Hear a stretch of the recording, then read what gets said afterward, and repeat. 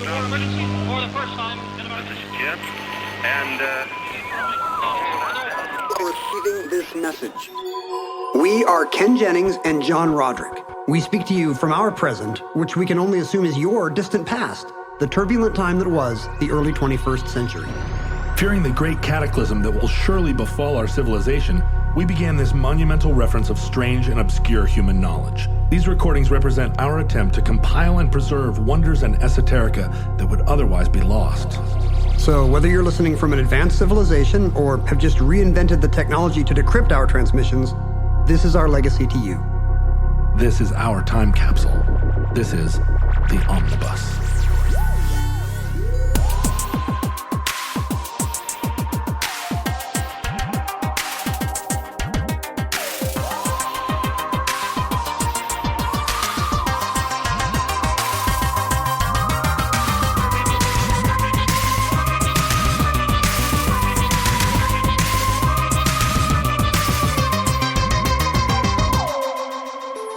You have accessed entry 849.MK0436, certificate number 26615. The NS Savannah. The United States would seek more than the mere reduction or elimination of atomic materials for military purposes. It is not enough to take this weapon out of the hands of the soldiers. It must be put into the hands of those who will know how to strip its military casing and adapt it to the arts of peace. And we talk a lot about climate change, don't we? Like on the show or in general? I think in general, you and I are always going for long walks talking about climate change. Well, I think it's because we're walking through a 90-degree hellscape. That's why we're talking about climate change. I love that you're talking about it, Seattle perspective, like it's a 90-degree hellscape. You won't believe this. I had to put in air conditioning last year.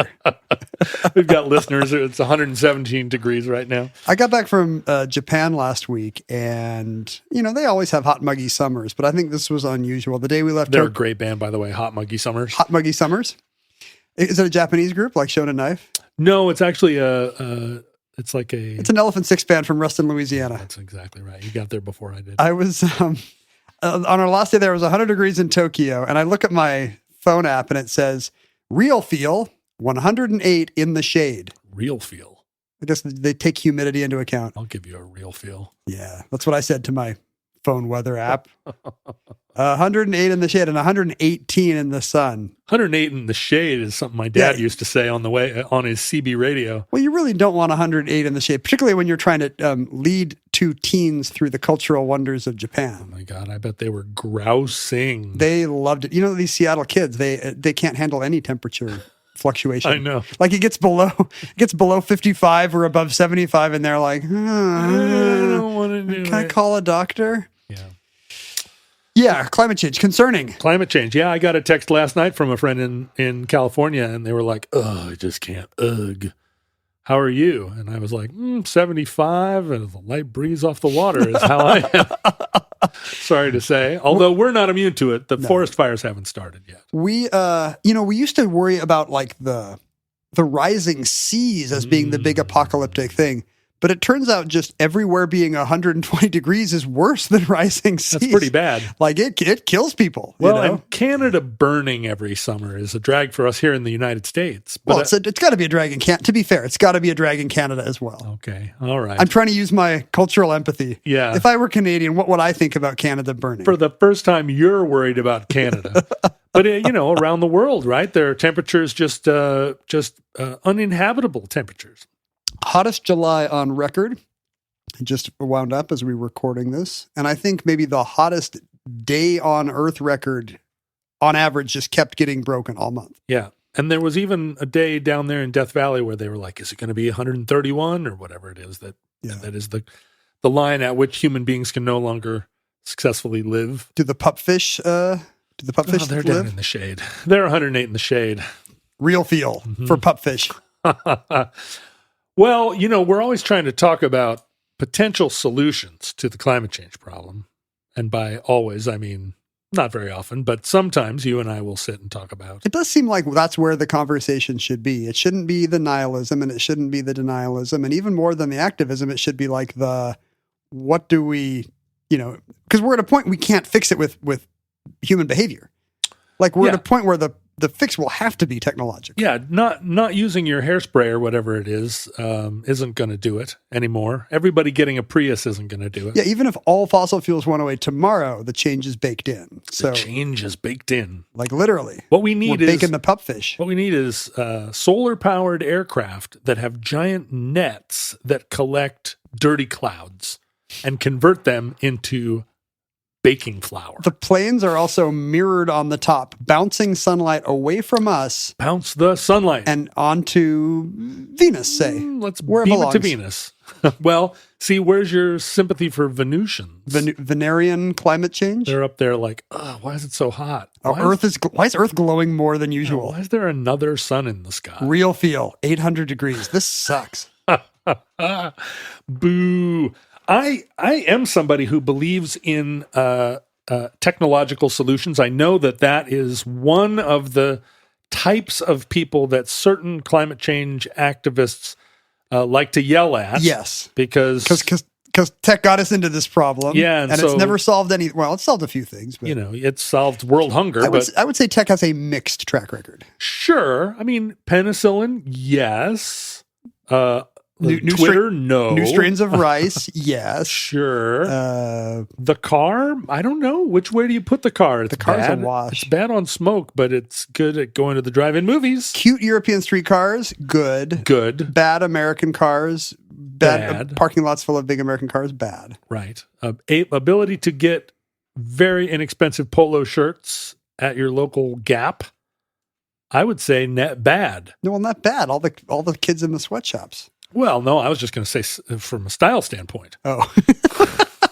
Everybody looks like a caddy now. Well, what are the real crimes here? We're living in a world full of caddies and kids in their pajamas. That's the real problem. You think the real problem is not child labor? No, I think it's American kids going to school in pants that are clearly pajama pants. And that just begins that's the beginning. Going to the moon, that's good. The beginning. Yeah, I think so. Space shuttle program, bad. Well, only in one or two senses. Yeah. Well, like the two that blew up. What about the four that just did unexciting termite experiments for 20 years? Yeah, we know a lot more about termites in orbit. Yeah, I'm pro that. And we had all those funny astronauts that were sending videos down of them playing the guitar, doing head flips. Yeah, that's all fun. Head flips? That's not a thing. Yeah, head flips. So you can't do them on Earth. You got to go into orbit to do a good head flip. Yeah, dude, that's the thing. We didn't even know they existed until we sent them into space. We discovered head flips. Almost 100% of the people that have gone down to the deep sea in deep sea explorers down into the Marianas Trench, almost 100% of them did not die in a submarine implosion. That's true. It used to be 100%. It was 100% until very recently. And then... Is that going to be Is that too soon? Is that going to be the Chernobyl that dooms deep sea submersible tourism? No, I hope not. Wouldn't that be a shame if billionaires couldn't go to the bottom of the ocean anymore and survive? I think what it did was it reinforced the idea that your bathysphere should be spherical. And not a cool torpedo shape to fit in more paying customers. Yeah, not something made out of carbon fiber that has like weird joints. You want all that stuff to be done by the National Geographic Society. Here. And not weird... Or the National Oceanographic Society. And not weird startups. No, that's not a startup environment. And I used to think startups were going to be great for exploring space, but now I'm sort of, I'm neutral on that because of the people that run those companies. When the good one is Jeff Bezos. Yeah, that's it makes right. you think. Jeff, thank you for Blue Origin. Start launching those rockets. Those are good. Those are good for the local economy. Those Blue Origin rockets. They're employing a lot of space scientists here. And I keep running into them at seafood restaurants. Yeah, but they're driving up the rents here, Space scientists are gentrifying Seattle. No, they're blowing up the rents down in Federal Way because that's where they all have to live. Because Blue Origin's down in Kent. It is. This is a lot of geographical comedy. You have to really live in King County to get. I don't even know if it's comedy. Like Almost Live would have had a Federal Way joke there. We just said Federal Way. Yeah, and that good one. That constitutes a joke in the region, right? Yeah, they could turn that warehouse they're building into condos, and that would solve our rent problems, solve the housing problems and the space problems. Well, being bullish on technology, as you and I are, Yeah, mostly. I mean, we don't like to get yelled at by activists. That's our number one defining characteristic. We don't care if we're right or wrong. We Just just don't want to be yelled at for being right or wrong. please don't yell at us about anything, let alone about technology solving climate change. I feel like we've qualified our views on technology enough. Yes. We've seen old-timey cars without windshield wipers, and it seemed like a drag. Literally a lot of drag. Well, and you had to, like, if it was raining, you had to lean out and, Yeah. I mean, luckily you had those driving goggles. And you but- weren't going that fast, but. That's true. But where do you stand? Here's the hot potato. Uh-oh. Where do you stand on nuclear power? I feel like Nuclear power. I was always pretty pro nuke, even when it was Not unfashionable to be so. Yes. But I accidentally, I wasn't doing the carbon footprint math, although today that makes nukes look pretty appealing. Yeah. I think I don't know. I guess you could tell it was cleaner in some ways. There is still a lot of debate within the environmental movement, which used to feel like a movement, and now it feels like a balkanized movement or Yeah. a splintered movement. And part of that balkanization is that there are still a lot of people very much opposed to nuclear power, both because it's it's mining intensive in order to get all that enriched uranium. It's also still an environmental issue what to do with that waste. I got yelled at the last time this came up. I said, "What do we?" I said, the waste is still a problem, and I got angry letters from people in that industry that said, no, it's not. telling me that we just need to legalize the same kinds of remediation that the EU does, and I got bored at that point and didn't look into the regulations any further. But I know I got yelled at. A lot of people will say all we need to do is make more Utah, and then you can put all that stuff in Utah. We need more parts of America no one likes. Yeah, well, Utah, Nevada area, desert. Yeah, that area you can. I mean, if people didn't stand in the way of progress, you could just build deeper tunnels and fill them up with bombs. Let me tell you the good thing about climate change. Yeah. More and more parts of America are going to be unlivable. Yes. And these are the parts where you can bury your nuclear You waste. fill it up with waste, exactly. Problem solved. If you go and read the lit on the anti-nuke people, it's a lot of it is the same stuff we've been hearing for a long time. Arguments about proliferation,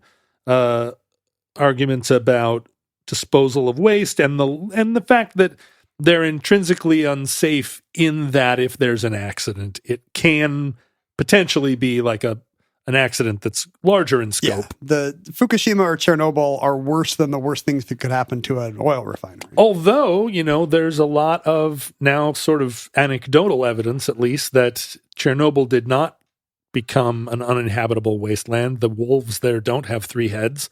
It seems like the animals are all This seems like the ultimate hot take. Chernobyl's good. not good, but a lot of those disasters happen and you think, oh, well, then that land will be polluted for generations.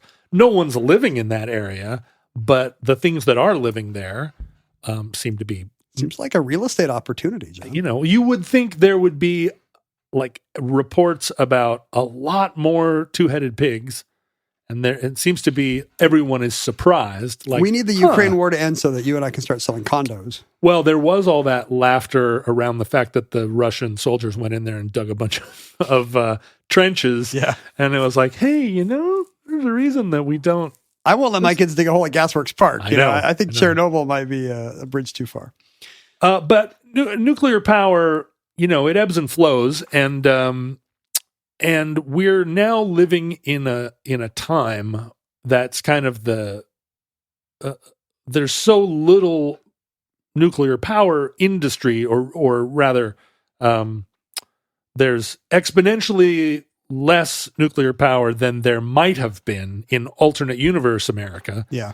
Where there weren't a couple of high profile accidents and people really, really doubled down on this as a safe and clean fuel during the Carter administration. It does seem like the problems are solvable compared to the problems of a fossil fuel infrastructure. Yeah, and a lot of the problems of those reactors were that they were being built during a time when American quality control was maybe a little bit. You just need Lee Iacocca to take over the NRC or something.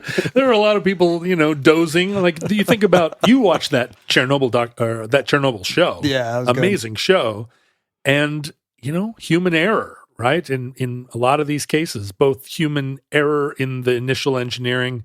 Not that the design was bad, but the concrete pourers skimped on them. Flying over the Pacific the other day, I had a very visceral, sudden realization that I was just in a little tube hurtling through the air at a fatal height and fatal Fart speed. tube full of long pigs. Well, but not just that, but like this is a inherently dangerous place to be. Yes. And yet statistically, you look at how safe air travel became through smart machining and regulation. And you think, well, what if frequent airworthiness checks? Also, I might add. So, what if the nuclear industry was like that? Yeah, we're doing something inherently unsafe, like throwing atoms at each other. But, like, what if we have the same frequent checks and that the commercial air industry has? What if you had an accident once every never, just like basically air travel works now? Yeah, Nuclear Regulatory Commission also was. This was an era where government was not especially efficient, not driven by the market forces that we know. But today we know are infallible. Whee! But one of the examples of safe nuclear power, Atoms for peace. Well, we're going to talk about atoms for peace in a minute, but one of the examples is the United States Navy, which is currently running dozens of small nuclear reactors that are powering submarines and aircraft carriers and even cruisers and destroyers. And you don't see a lot of CPOs with 3 heads. No, and you also don't see a lot of accidents. The Navy is really good at managing. This is my the air carrier analogy. Exactly. Yeah. And so you would think the Navy running all around the world. Now, I'm going to put the Russian Navy in a separate category here. But the number of nuclear accidents involving U.S. Navy reactors, pretty small number of incidents, right? And I bet the number of announced official Russian ones is also very low. So very low. I mean, I saw the one at the beginning of the new Mission Impossible movie, but I haven't seen another one in quite a while. The interesting thing about a nuclear-powered vessel, is that when they launch, there's a lot of fanfare about them. So it's not like there are a ton of them that go missing and nobody knows, right? I mean, maybe the Russians were launching secret nuclear vessels and losing them at sea and nobody knows about it, but that's probably not. Every one that comes off the old assembly line definitely has at least a notation in a document somewhere. Maybe a huge parade through Red Square. More likely, yeah. And in the United States, we're not losing reactors willy-nilly. We're kind of keeping pretty close tabs on them. So it is good policy, I guess. Bipartisan agreement that we should not lose any nuclear reactors. And the reason that they are so successful in submarines, the reason that they're used in submarines, right, is did you say submarine without the B? Submarine. Submarine. Submarine. You're kind of swallowing the B. Submarine. I like it. It's the Northwest, right? We don't say every syllable, every consonant. Why waste all your time making B's? Exactly. Subs, especially the subs, as we've discussed on this show, that are used as part of a nuclear deterrent cycle. The whole utility of them is that they disappear. And you don't know where they are, and they're sneaking around, they're lurking. And if you have to come up for air, you're not very good at disappearing. You can be found pretty readily. Yeah. And so nuclear power allows them to disappear and not come up for weeks and months and go under the North Pole and do all kinds of sneaky sub stuff. They can be right off New York Harbor or Vladivostok. Yeah, and because the reactors create such an abundant amount of power, you can use them to do power-intensive things like make oxygen and water out of, make oxygen out of water. I would be funny to think of what things aboard a sub are happening nuclearly. Like, if somebody heats up a hot pocket on the sub, like, why not just do that from the reactor, you know? Well, we'll talk in a minute about microwaves and this technology, but all the electricity is coming from the reactor. You're not going to just put your hot pocket in the reactor. That's what I'm saying. Skip the microwave. Is there a part of a reactor that's so hot you could cook an egg on it? Yes, but also that will have mild radiation Yeah. in it. There's no part that's hot but not radioactive. Yeah, or at least radioactive approximate. And the big ships like the aircraft carriers, The Enterprise? the Enterprise, I think it's across the bay in Alameda. that's a Star Trek reference. Yeah. You better stop You were with doing those. nuclear vessels No, already. that's just part of the popular culture. That doesn't mean I'm not going to sit here and quote Star Trek throughout this whole episode. You were accidentally quoting Star Trek and you didn't even know it. No, I know a reference to Wojciechowicz. Now, do you think Wojo, the Barney Miller character, is also a Star Trek character? I always get them mixed up. What if there was some Barney Miller character who's just a Soviet cop who's been dispatched to them like an exchange program, and he's always being like, "No, this was invented in Leningrad." Captain Miller, played by famous Russian comedian Yakov Smirnov. Vladivostok. You know what people love about the show is when we do a long riff about Barney Miller. All of our boomer listeners are like, I remember that reference, or our Gen X ones too. But so aircraft carriers, of course, are enormous ships, but also they want to go really fast. And there's a formula within nautical engineering that the longer a ship, the faster it can go. Really? There's some formula of an engineering formula that has to do with fluid dynamics, where the longer you make a boat, the faster you can go in it. If I can make a boat infinitely long, it could go infinitely fast. It could break the speed of light. That's right. And that's my plan. Zoom all the way around but it would have to be really long, I think. Yeah. I'm not sure at what point the law of diminishing returns comes into effect, because all the laws, there's a universal field theory. At some point, water friction, you think, is I don't know. I don't know either. It's all atoms, Everything we're talking about is atoms. You're made of atoms. Isn't that true of every show? Have we ever done a show not about atoms? Probably not. So aircraft carriers would require a ton of fuel just to cruise around the world for years at a time, and they would have to be trailed by like a flotilla of tanker ships, constantly refueling. Which is how the Air Force works. Yeah, that's right. But you don't want the phallic equivalent on the high seas. Well, and think about it's just extremely inefficient. And then you also there is a formula of fuel consumption to speed that is kind of surprising. That this isn't kind of more widely known, but the formula of fuel drag versus speed is one that has a quadratical increase, in the sense that in order to go twice as fast, you need four times the energy. Much, yeah. And so this is true also of a aircraft carrier fleet. And so every time you go up in speed, you're going to have, twice as many ships in your flotilla. It's going to be a real drag. It's drag that's causing the problem. I'm reading up on which other countries have nuclear navies, because this had never occurred to me. Yes. You'll find not many. Not many. Although some. And France. France does. It looks like maybe Russia. It looks like maybe the UK does not have nuclear aircraft carriers. They don't have aircraft carriers, but they do have submarines. But all their bigger boats are powered by Wallace and Gromit-like gadgets. Well, the thing about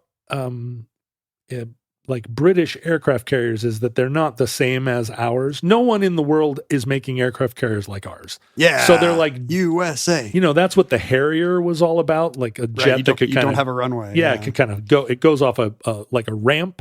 That's true of Russian aircraft carriers too. They actually have a ramp at the end that kind of sends the jet up into the sky, hoping that then it can get enough thrust. India got its first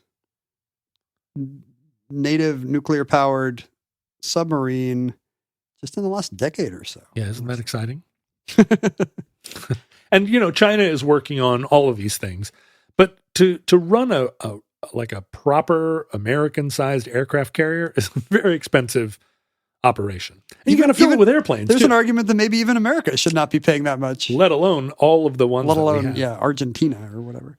But one of the news items that has kind of made the rounds in the last 20 years is the idea of container ships as being major polluters Right. in the global pollution economy, right?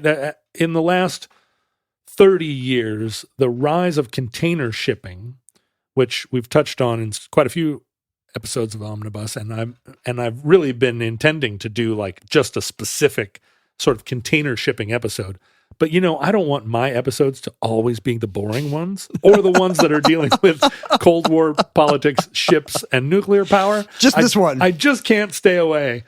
But container shipping. You should have your own podcast just about container shipping. Yeah, and airplanes. Container shipping and airplanes. Sign up on my Patreon. The container shipping has become a massive part of the global economy, and part of that is problematic in that sort of World Trade Organization style, global manufacturing disbursement means that the U.S. stopped making stuff, and it's much cheaper to send stuff to Asia, have it manufactured and sent back than it is just to have people here to pay them a living wage and have them make things. And that has caused a lot of global problems. But those ships are also just dumping stuff in the ocean. Well, the thing about marine power is that there are a lot of different ways you can power ships. And although a diesel engine is actually kind of the cleanest and most efficient way of driving a ship across the sea. Okay. Most container ships and most ships really are still using bunker oil or heavy fuel oil to run their boilers. I mean, they're basically... Why? Older tech they don't want to upgrade? Well, no, it's a lot cheaper stuff. The fuel itself is cheaper. Yeah, bunker oil is like a thick sludge. You have to heat it up over 100 degrees just to get it to move.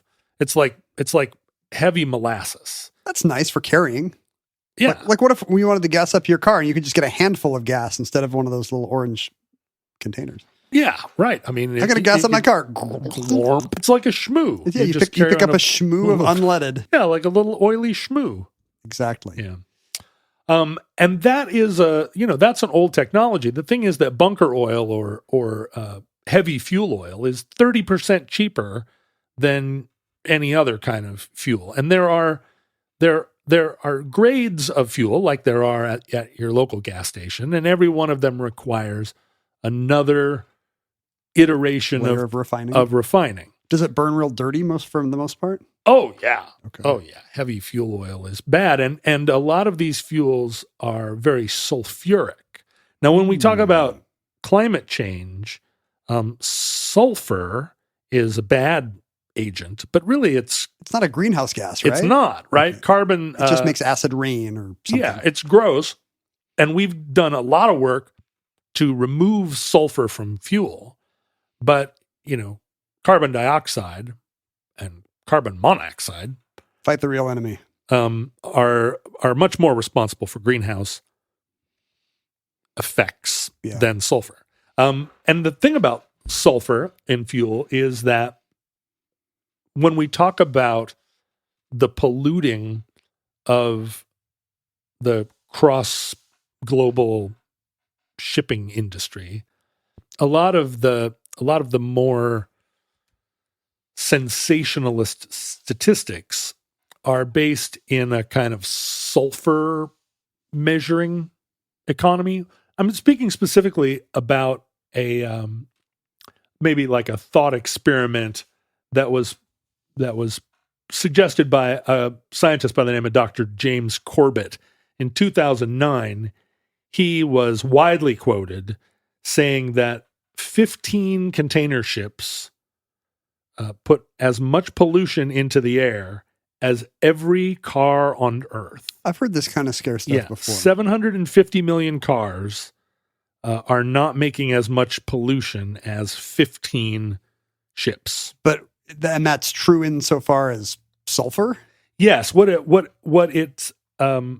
has happened is since 1997, it used to be that we allowed as many as 300 parts per million sulfur in our gasoline, and we worked really hard to regulate sulfur in gas, and that has now declined to 10 parts per million sulfur in gas. So during that period, the 750 million cars globally, not universally, reduced sulfur, but enough that then becomes kind of it's not a statistic that truly demonstrates, the relative production of greenhouse gases. Yeah, because we're worried more about that than acid rain or whatever the effects of sulfur are. But ships do still create a ton of pollution. Now, ships are the most efficient way of moving cargo around.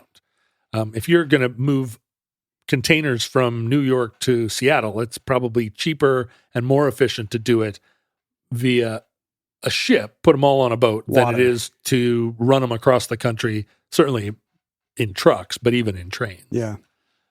So, the argument about like the polluting nature of shipping is, it's just like every argument about the modern world is it's a holistic problem. Like, is it that we're manufacturing everything at great distance from where it's being used? Yeah, probably. You could do a much better job in America ensuring that every step of the chain was green.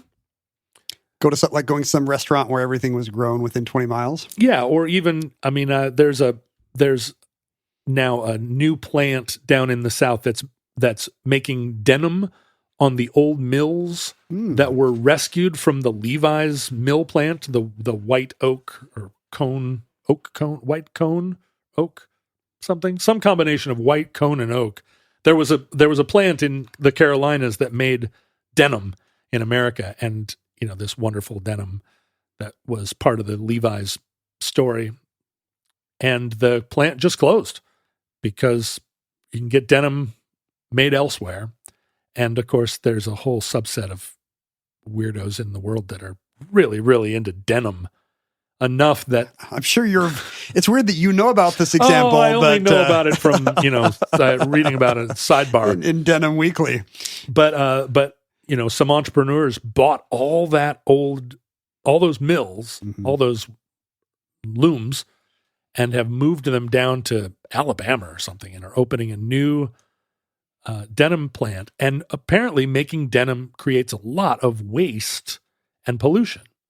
And so in rebuilding this factory, they're trying to make it also non-polluting and sustainable, because that's where they grow the cotton. It'll be like eco denim. Eco denim! Mr. Green jeans. Of course, every pair of jeans will cost $500. That's the only problem. But that's actually a draw for a lot of their audience, right? Well, I'd like to buy these more expensive eco jeans, please. For sure. Are you kidding me? You can right now go online, just Google Japanese selvage denim. I don't know anything about this. Like, I've never heard of it before. Clearly. You don't know anything about JSD. No, I'm pulling these words out of the ether. The idea of nuke power, and there's a lot of new technology coming online around the idea of small reactors, right? The largest efficiencies in nuclear power generation are, you make a huge reactor somewhere that's generating, electricity for a state. Yeah, gigawatts, 1.21.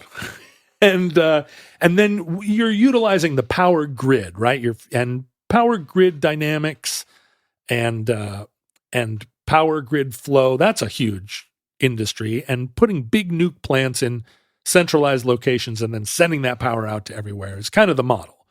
But more and more people are talking about small reactors, right? Like this is the Mao equivalent. I want a backyard nuclear reactor. Yeah, but the idea of a reactor that is the size of a shipping container or a couple of shipping containers being used specifically in certain industries, in certain places where it's, the need for power is kind of like an aircraft carrier, right? A specific thing needs to be done. One of the things is a lot of the places in the world would be much more habitable if desalination plants were affordable. And desalination is an extremely energy intensive process. So in order to create enough fresh water that it is useful, a desalination plant on the ocean, I see, is just going to suck up energy. But if you could put a little mini reactor out there, right? At a certain point, you can't. The water is more expensive to make than it would be useful in irrigation. That water ends up being really expensive. Yeah. The only reason the Sinai Desert isn't a blooming oasis is that it's a desert. And if you had... Is this true of all non-oases? Yes. The problem with this place that makes it not an oasis is the climate. Yes, there's no water there. And there's actually... Think how lush it would be if there were a lot of water. I'd say more plants. It's really funny. They say that the climatologists now feel like if you greened the deserts, if you had abundant water and went and turned the Sahara into a green oasis, that it would actually change the weather patterns enough that the Amazon would become a desert. Like there's no, whoa, you don't get the one without the other, right? Like unless you could get the water from somewhere else, like desalination. Yeah, wait a minute. If we put desalination plants, water everywhere, then the continents would all sink and we'd be just living in archipelagos. The oceans would be very salty and all the sharks would float. There you go. That's what, no. Desalinating, we'd take the salt out. Oh, and put it all on land. Yeah. But you're taking water out too. Nature grows as long as you don't put the we salt eat back. The seed.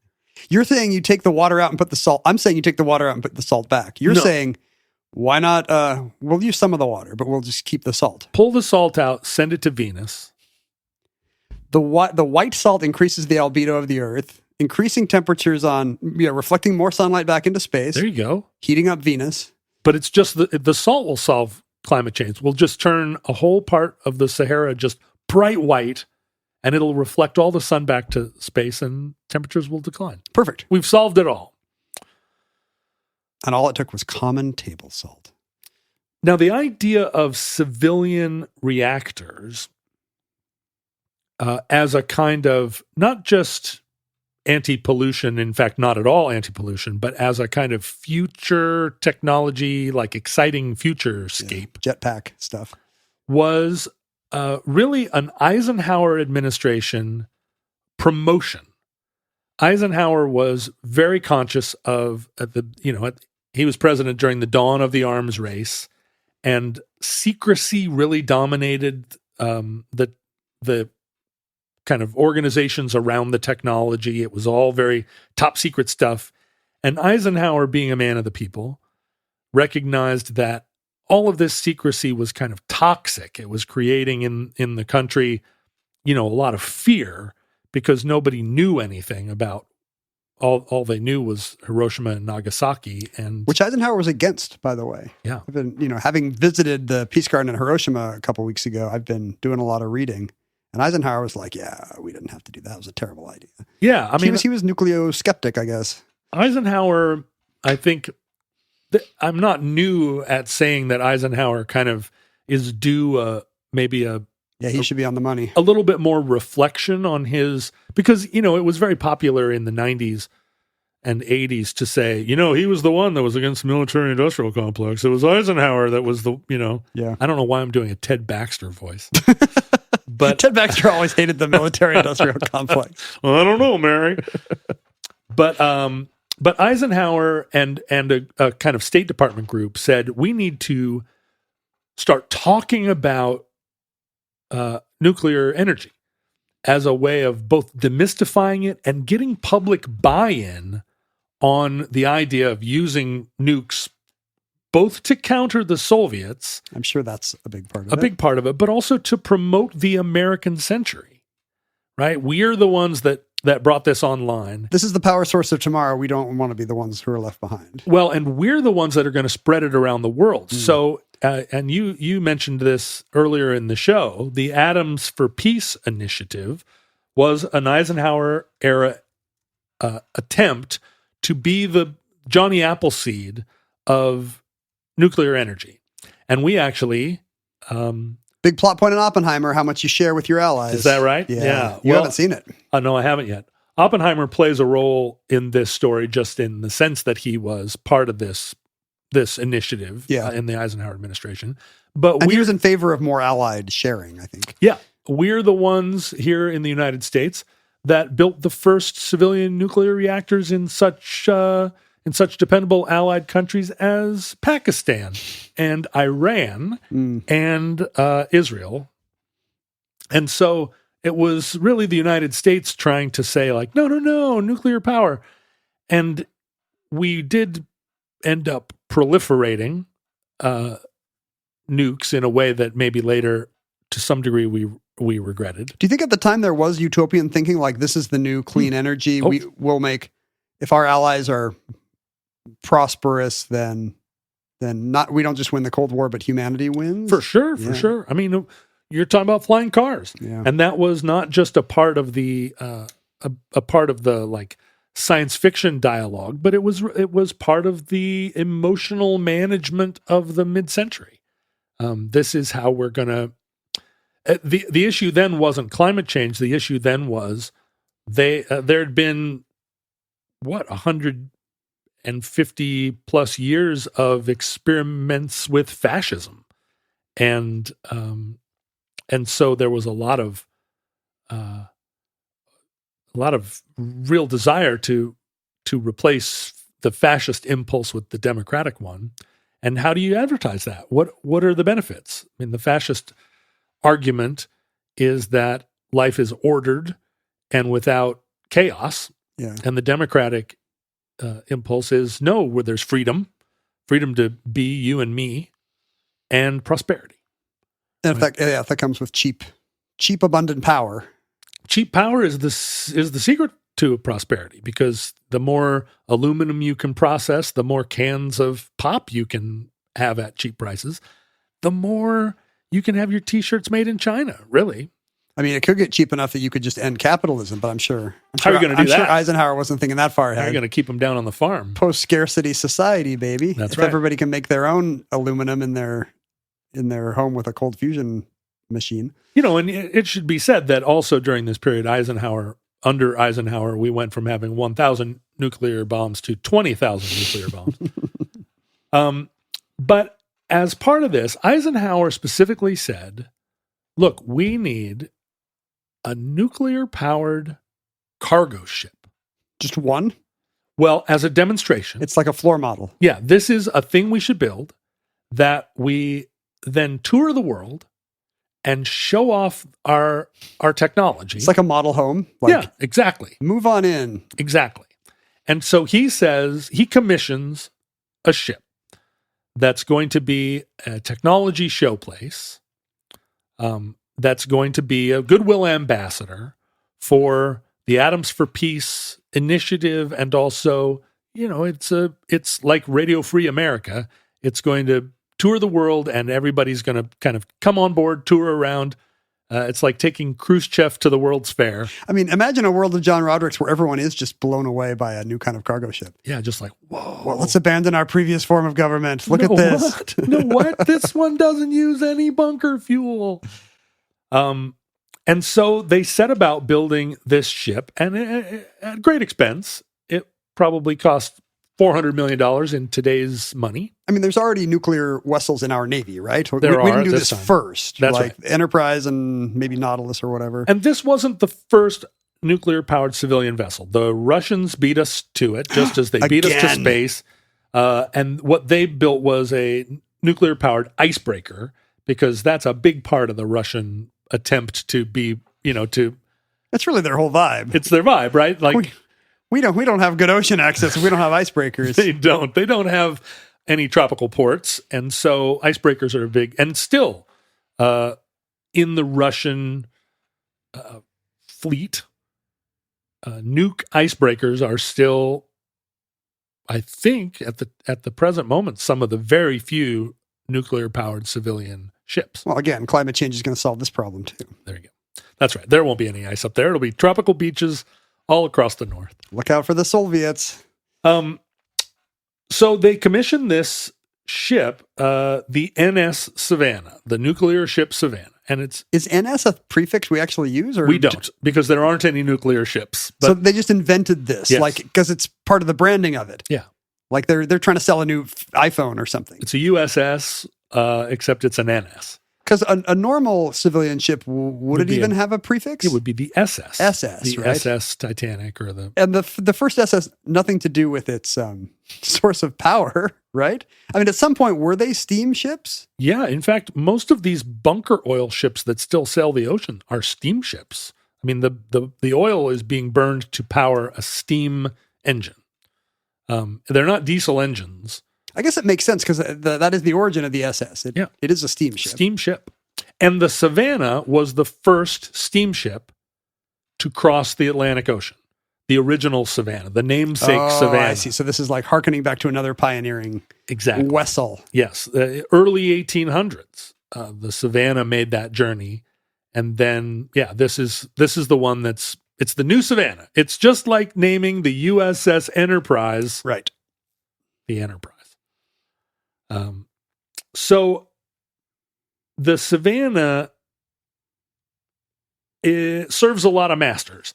It's designed not only to be a nuke vessel, but also a really cool looking boat. So it doesn't look like your grandpa's cargo ship? No, it's super hot. And they also decide, in addition to it being a cargo ship, they're also going to make it a cruise ship. So they put a swimming pool. Really? They put 30 very deluxe cabins. So it's a passenger. Yeah. The idea is you'd be taking people across the ocean as well. Yes. Who don't mind going at NS speeds. And that seems really cool, right? There's like a big ballroom and a dining hall. And in a way, it's very akin to the SS United States. Except the SS United States predates it, both in propulsion, but in style too. The SS United States was a very deco modernism. This is 50s, and so what does it look like? Super mid-mod. It's got big fins on it? No, but it's a beautiful, beautiful white ship that has, because the reactor is in the center of the boat, they moved the superstructure toward the back, kind of like a freighter, but the way they designed it, it's really badass. Well, it kind of makes it look like it has the long hood of a Lincoln Continental or some super long car that just keeps going and going. It's really good. Yeah, and on the side of the ship, it's got a logo of an atomic, an atom with electrons flown around it. But inside, like the decoration of it is very Danish modern. It's got all of it kind of feels like a nice hotel in Anaheim. I'm looking at the orange chairs, like it's straight out of, what was that, Project Cyber Sin or whatever? It's exactly right. So the ship then goes, it takes a while, it's initially commissioned in 59, but it takes until 62 to actually get the reactor up and running. And how is this going to work practically? Like how much is the U.S. government managing its itinerary? A lot. All. Really? So it's not actually... It's being managed by the U.S. Maritime Administration, or MARAD, which was a much more significant part of the U.S. apparatus than it is now. Yeah. Right? Like merchant marines... is that still a thing? I guess. guess. It's still a thing, but it used to be a huge part of it's an auxiliary of the U.S. Navy. Yeah. All those ships were also designed with a World War II mentality to be able to be converted to troops ships. Called up. At any time. But yeah, part of the standardization of shipping means that there are fewer sailors and fewer merchant marines of all kinds, right? The more ships you have and the more automated it is, the fewer sailors you need. Right. So the U.S. government not only was sending this boat around as a goodwill ambassador, but they were also subsidizing it. It was expensive to run. The ship needs more crew and they need to be highly trained. But also there's zero infrastructure for a civilian nuclear ship around the world. It's sui generis. Yes, everything has to be bespoke, including a ship that sailed around just to service it.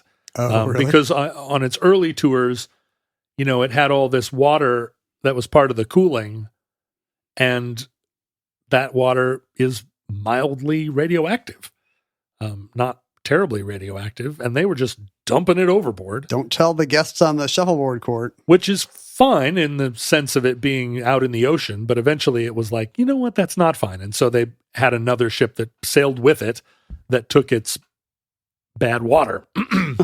There actually was a whole a place on the ship, like a lab, where they tested passengers to make sure they didn't have so much, they weren't irritated. Everybody wears one of those little badges that turns black. Yeah. Ugh.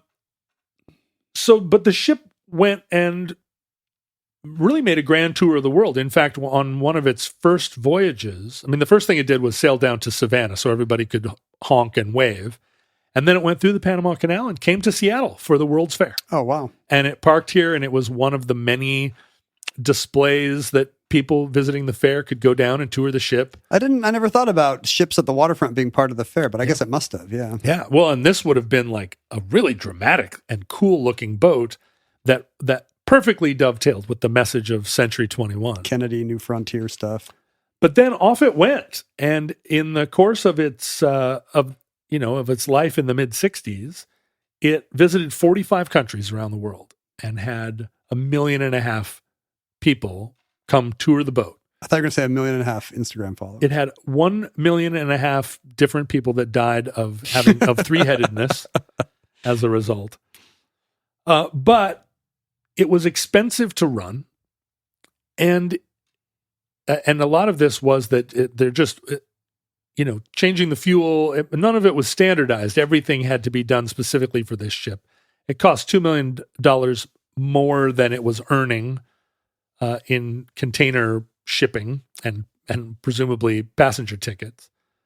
So it was doing that on the side. It was. As it was doing its goodwill visits, it was also doing actual merchant marine work. But the thing about the cargo hold was that it was, it was kind of the old school where the pointed bow of the ship would open clamshell style to move stuff in and out. Oh, wow. And as the technology of ports started to transition to kind of a more automated, this was very early container shipping days, but the ship was inefficient to load and unload. It could only carry 8,500 short tons of cargo, which was it was a fraction of what a ship even then could carry. It's a prototype. Right? Yeah. And so by 1971, I guess by 1965, they had already decided that they weren't going to keep carrying passengers. So it only had a run of 3 years where people were sitting in the swimming pool, slightly boiling, before they were like, yeah, that's not really how this ship's going to get used. But that's even funnier now that for a few more years, there's a container ship going around with this luxury passenger area. Well, it was part of the tour, right? When they pulled into, when the ship pulls into Karachi and people line up to tour it, the passenger cabin is intact. So everybody can come and look into the staterooms, and it still is communicating American modernism.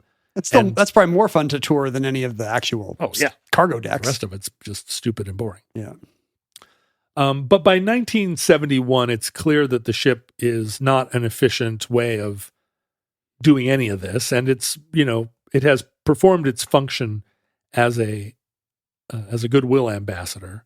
And so in 1971, they shut it down. Now, in 1971, the cost of bunker oil for container ships is $20 per ton. But by 1974, oil crisis. the price of bunker oil has gone up to $80 a ton.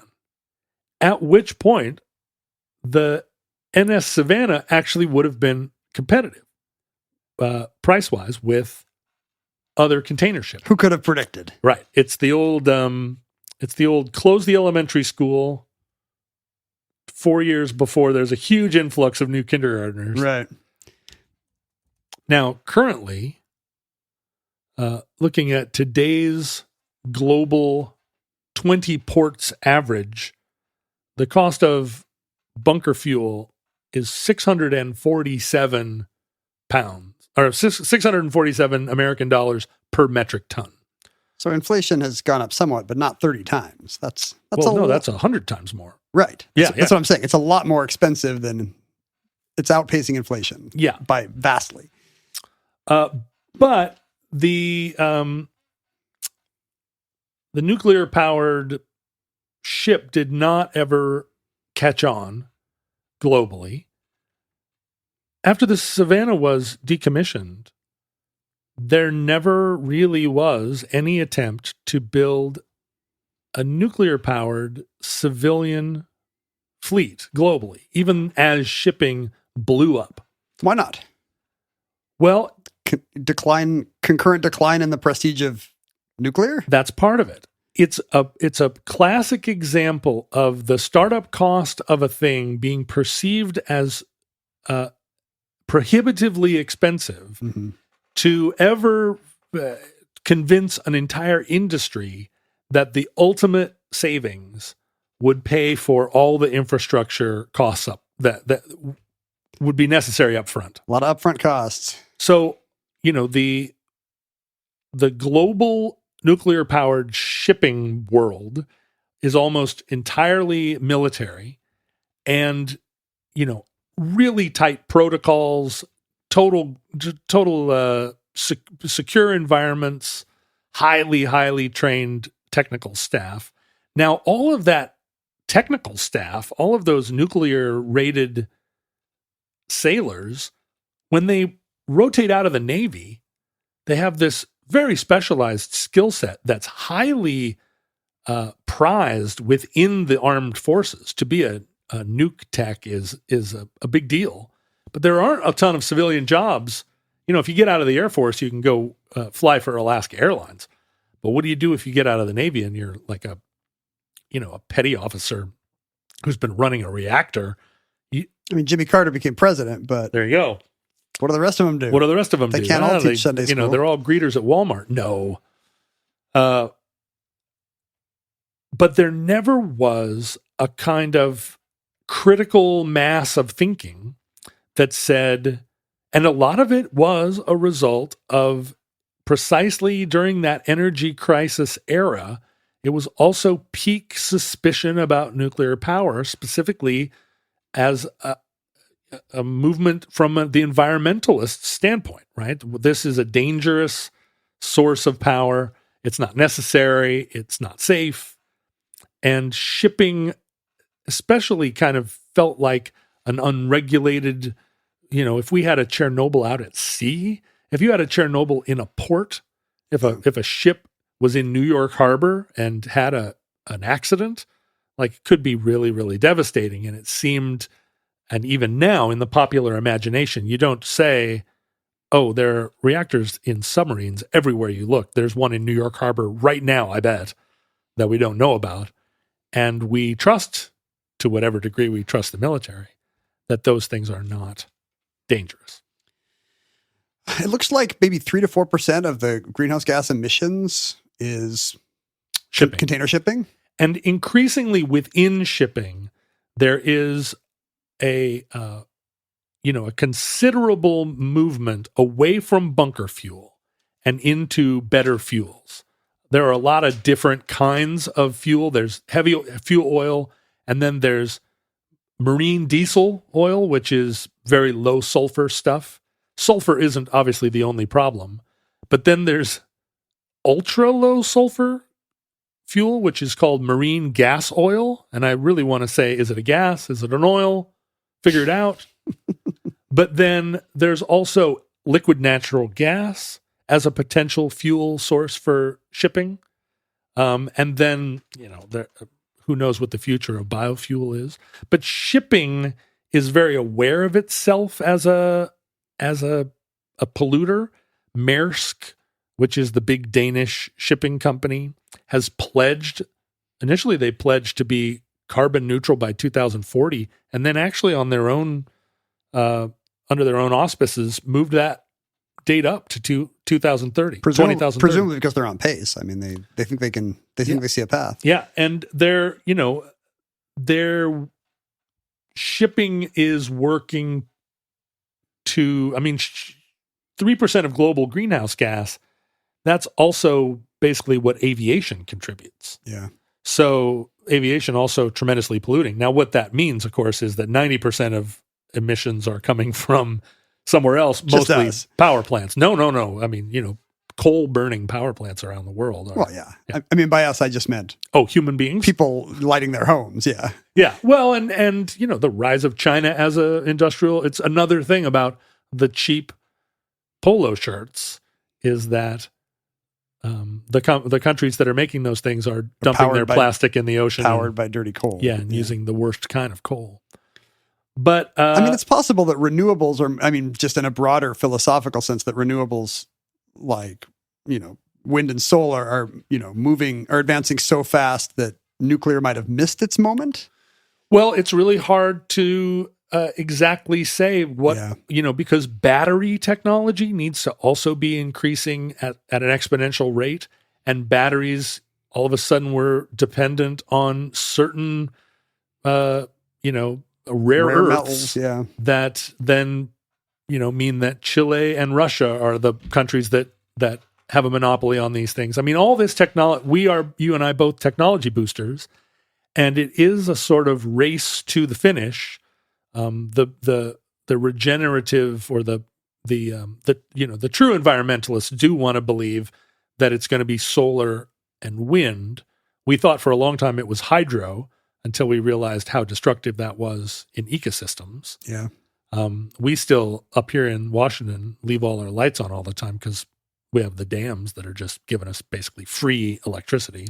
Salmon hate it, but we love it. We love it. And the problem is, again, the grid also requires, the grid is its own technological solution that's based around the idea of big power plants. Is it possible to build a tiny reactor that would power a jet?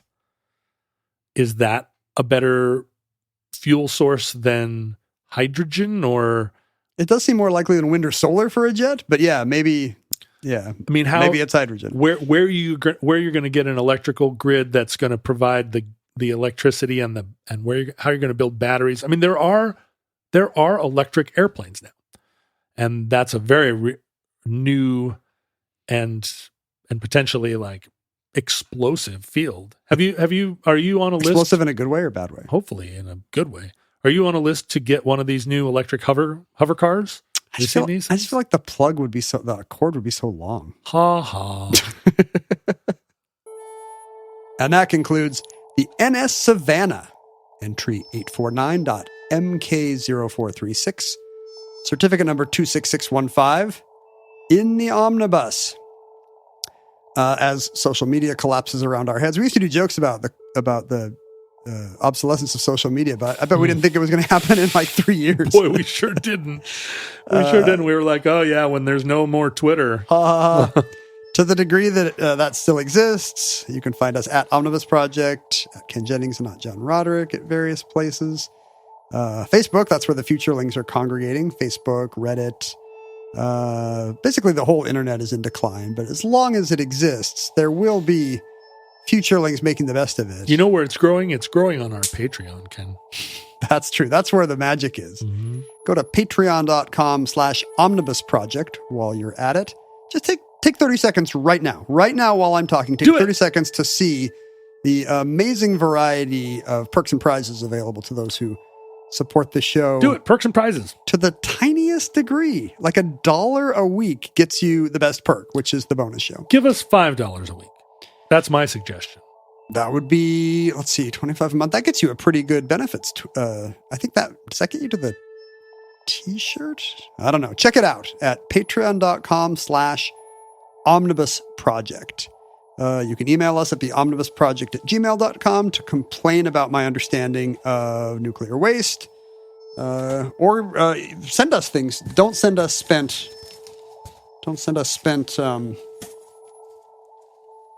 nuclear fissionable materials. No, if you have any of that on hand, what is going on? What has gone on don't send it through the mail. Those guys get mad if you send a battery. They're not going to want you to send uranium. But we do get stuff at P.O. Box 55744, Shoreline, Washington 98155. We just got a note from Bruce, who sends us. Yeah. He will not let us down. He's sending us 2 books about Lowell Thomas. Hey, Lowell Thomas, my dad's old pal. Wait, is that true? Well, yes, that's right. His Lowell son, Thomas Jr. His son, yeah. So his dad, I believe, is the character played by, it's not William Holden. Who is it? He's in Lawrence of Arabia, right? He's the American journalist in Lawrence of Arabia. That's right. There we go. Wikipedia describes him as an American writer, broadcaster, and traveler, best remembered for publicizing T.E. Lawrence. He also was involved in promoting the Cinerama widescreen system, which is ironic since I've seen Lawrence of Arabia on our Cinerama screen. You and I saw it together quite a few times on Cinerama. Did we not? It's not. Yeah, we went. Yeah, we did. It is not William Holden, and it's bothering me that I can't remember who it is. Some weirdo's yelling at the show right now. Who is it, if not William Holden? It's not Jack Carter, is it? Or is it? It's Arthur Kennedy. One of these kind of balding guys. And they don't call him Lowell Thomas in the movie. They call him Jackson Bentley. But it's Lowell Thomas. I met Lowell Thomas Jr. several times. My dad and he were frequent collaborators. So this note is taped to a sports page. Did you know those still existed? No. It's Seattle Times. This is local. But here are both volumes of Lowell Thomas's autobiography, I guess. Let's see. They are called Good Evening, Everybody, from Cripple Creek to Samarkand. And then So Long Until Tomorrow, from Quaker Hill to Kathmandu. You know, he was one of these 20th century adventurers. Oh, yeah. Wouldn't that be nice? That was what I always imagined I would be. Ooh, these are signed. What? The second one is signed. The set is signed. Let's put it that way. Nice. Wow, where did, I wonder where Bruce got a hold of this. Oh, no, here we go. You'll notice that both books are signed by the author. Oh, with the second one being signed upside down on the inside back page. Cool. I guess. I think he was just signing very fast by accident. Is that not, does that mean it's not a collector's item? Maybe it's more so. Yeah. Bruce really recommends these books, saying Lowell was a good storyteller. I won't mention any specific highlights for 2 reasons. 1, there are so many, and 2, because neither book has an index. All right. Well, maybe you and I, as a fun project, could index Lowell Thomas's 2-volume. That does seem fun. 2-volume autobiographical bestseller from the late 70s. Thank you so much, Bruce. It seems like a weird thing that we would have done in some earlier incarnation of ourselves, and these days something that we would say that we would do and then never do. I think I always would have said I would have done it and never done it. Thank you, Bruce. Oh, wait, there was something else here. Oh, yeah, Sparky sent us a postcard from Alberta, the Alberta Railway Museum. He notes that his grandfather actually worked on the Northern Alberta Railways, and he's glad there's a rail museum that keeps some of their equipment safe from the scrapping torch. It's true, there is no shortage of regional museums keeping locomotives and aircraft around. But you know what Alberta is full of? What? Scrapping torches. Is that true? Oh, yeah. That's scrapping torch capital of Canada. Yeah, they make a lot of money up there scrapping things with their torches. Unlike our correspondent from last week, he actually paid the extra money to send this from Canada, where apparently it costs $1.30 to mail a postcard. But that's Canadian money. Yeah, it's like 8 cents. Thank you so much, Sparky, for keeping us up to date on your travels. Send us postcards. Why not? If we're very boring or we want the show to be long, we'll just read them now for no reason. I have no sense of urgency about getting out of the show for some reason. Well, because it's still early. Still early in the day. Blah blah blah. Patreon did that. I feel like I kind of covered it. I think you did. I think you covered all the bases. I didn't tell you what happened to the NS Savannah. Oh yeah, the NS where's Savannah where's was the Savannah? Well, it went to Savannah for a while as their namesake. It shulled around between a few museums. Eventually, they took the reactor out of it and took the reactor to Utah and dumped it in a hole somewhere. And then the Savannah itself is declared like a national landmark of some kind. The interior is still intact with all of its cool orange couches. And so when it was at museums, it could be toured. Yeah. And I think was a popular tour, except it was at the same port where the USS Yorktown is featured, and everybody was going to the Yorktown and nobody went to the Savannah. Not me. I'd go to the cool one. Anyway, they towed it up to Philadelphia, and for a while it was sitting there next to the SS United States or nearby.